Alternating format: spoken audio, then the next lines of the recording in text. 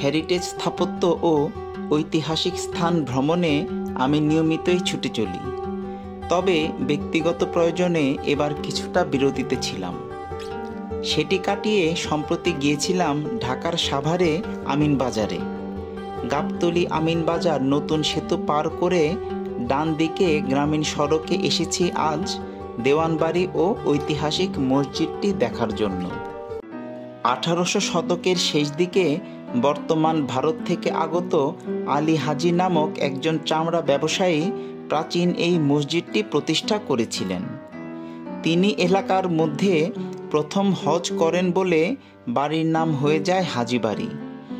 এখানে রয়েছে 3টি হেরিটেজ স্থাপত্য, কাছারি ঘর, বসতঘর ও মসজিদ।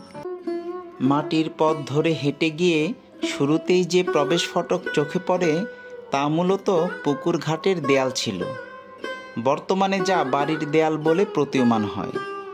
মসজিদ আছে, দ্বিতল বসতঘর, কাছারি ঘর সবই আছে, উধাও শুধু পুকুর আর পুকুর ঘাটের সিঁড়ি।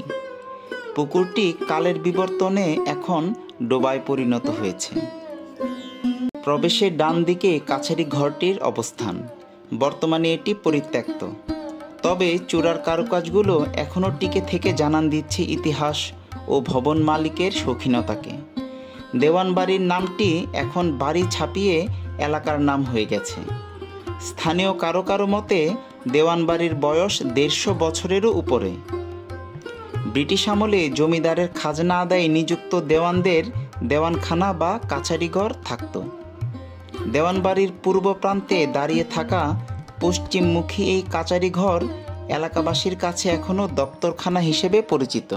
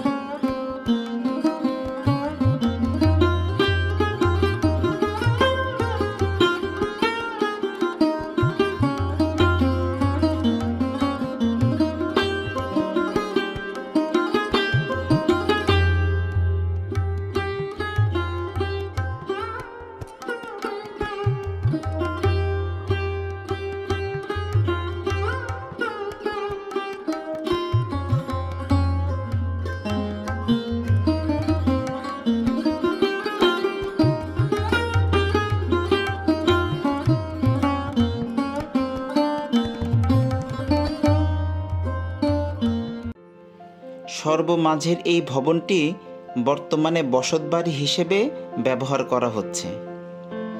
বাড়ির মূল ভবনটি দক্ষিণমুখী। এটি আগে একতলা ছিল।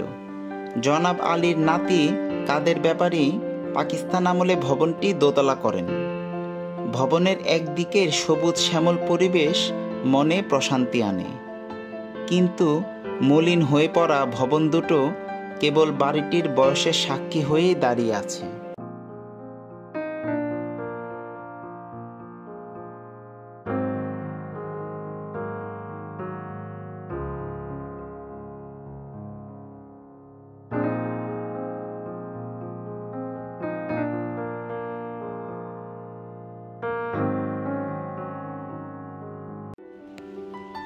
বাড়িটির ঐতিহ্যবাহী এই মসজিদটি নির্মাণের পর থেকে বর্তমানে প্রায় অবিকল রয়েছে।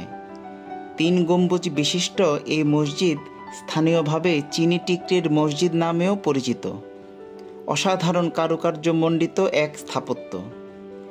এই মসজিদ নির্মিত হয়েছিল এলাকার সর্বসাধারণের জন্য।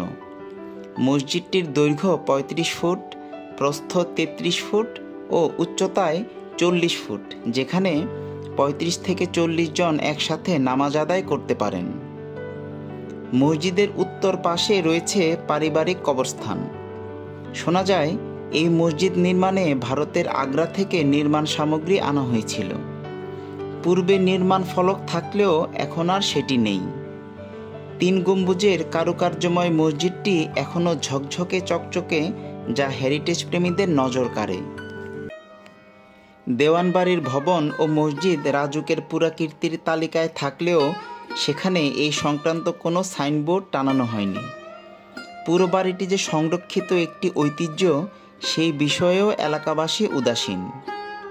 কাছারি ঘরটি যথাযথ সংরক্ষণের উদ্যোগ নেওয়া জরুরি।